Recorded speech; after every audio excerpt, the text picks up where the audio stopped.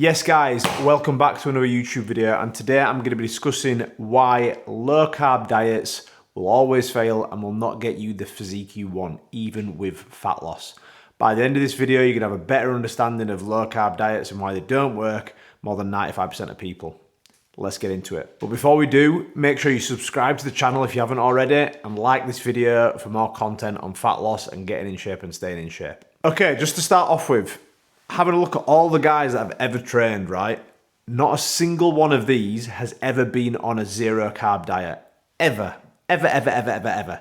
Every single one of these has got an absolutely life-changing transformation without taking out fats completely, without taking out carbohydrates completely, and obviously we didn't take out protein completely as well, because that's going to hold on to muscle. So let's dig into why it's actually important not to do a zero carb diet or a super low carb diet. Reason number one why going low carb or zero carb is a really bad idea, and that is because it is unsustainable.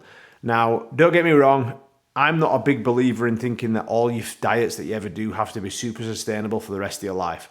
Ultimately, it's a fat loss phase. My guys usually run a fat loss phase for anywhere from 8 to 20 weeks, and then we're out of it and we're reversing the diet back up.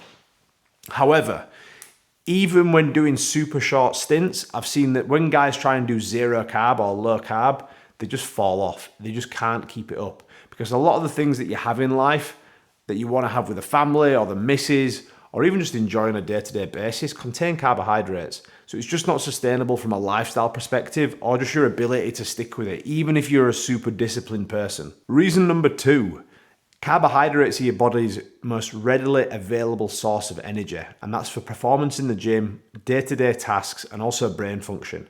If you've got a job where it requires you to use your brain, which I'm guessing you do, that's not a good idea. Also, the reason why carbohydrates are so important for performance in the gym, or why that's even a topic to speak about, is because your performance in the gym is linked directly to how much muscle you are keeping hold of when you are doing a fat loss phase. If you just want to lose muscle and weight and body fat and everything together and you're not bothered about losing muscle, then fine, maybe try low carb. I mean, you won't stick to it, but you also lose muscle as well. So it's just not a great idea.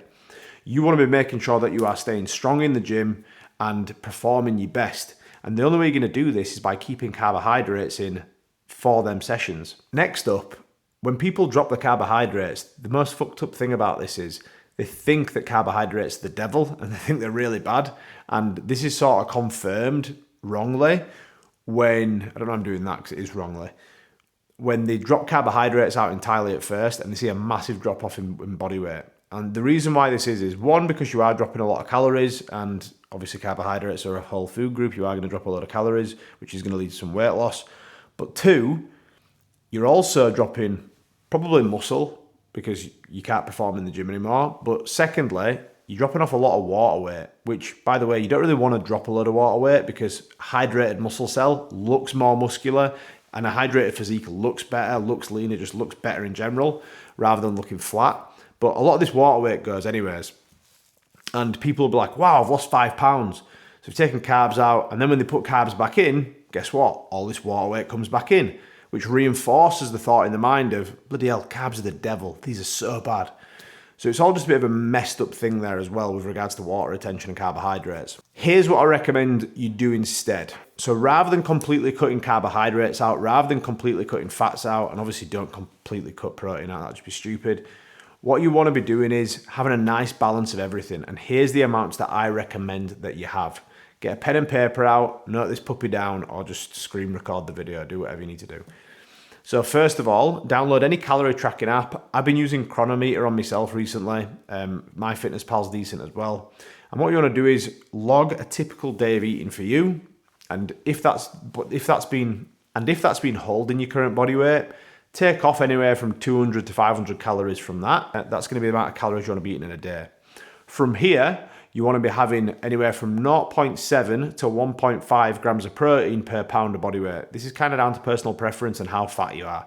If you're holding a lot of body fat, go down to 0.7 grams of protein per pound of body weight and you'll be having enough. If you've got visible abs, go closer to 1 gram of protein per pound of body weight, all the way up to 1.5 if you really want to and if you enjoy eating a lot of protein. This is going to hold on to muscle tissue and actually help with your sleep as well, amongst other things. Second of which, fat intake.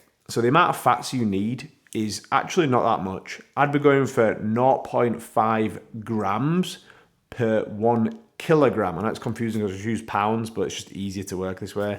So 0.5 grams per 1 kilogram of body weight. So if you weigh 100 kilos, 50 grams of fat a day. This isn't very high, and this is probably the bottom end of where you want to be with your fats, but the reason why we go towards the bottom end of where you want to be rather than trying to max the fats out is because fats are really useful for your hormones and looking after your testosterone so your libido doesn't drop off. And obviously testosterone does loads of great things in the body as well, such as holding onto muscle and performance and everything. So we want to make sure that the hormones are in a good place. However, after a certain amount of dietary fat, it doesn't really help you anymore with the hormone side of things. And we're better off getting the rest of your calories then from carbohydrates, because carbohydrates is what's going to fuel your sessions and help you hold on to the muscle tissue. So just to confirm, 0.7 grams of protein all the way up to 1.5 grams of protein per 1 pound of body weight, 0.5 grams of fat per 1 kilo of body weight, and then the rest of your calories from carbohydrates. From here, log your food and create a meal plan that you can stick to even on your worst days. Include 20% of your calories from foods that you may consider unhealthy, because you're going to enjoy the food then. If you want to have some snacks, if you want to have a bag of hula hoops for 100 calories, knock yourself out, do it.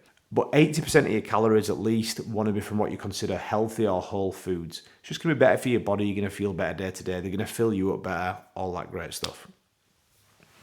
Right, go away, action this. Get zero or low carb diets out your fucking head. I need to stop swearing so much. Get zero or low carb diets out your head. And I promise you'll start seeing results with your fat loss. Once again, if you haven't already, subscribe, like the video, share it on your Instagram, and I'll see you soon. Peace.